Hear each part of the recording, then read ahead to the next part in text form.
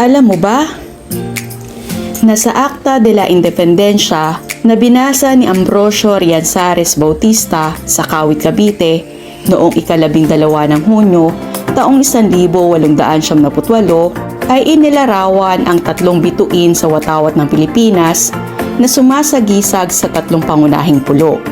Ang unang 2 ay Luzon at Mindanao. Ano ang ikatlong isla? Ang kasagutan ay Panay.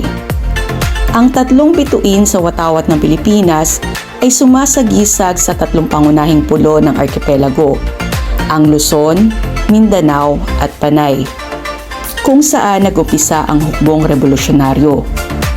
Ang araw ay sumasagisag sa isang malaking hakbang na nagawa ng mga anak ng bayan para sa pag-unlad o progreso at sibilisasyon o kabihasnan.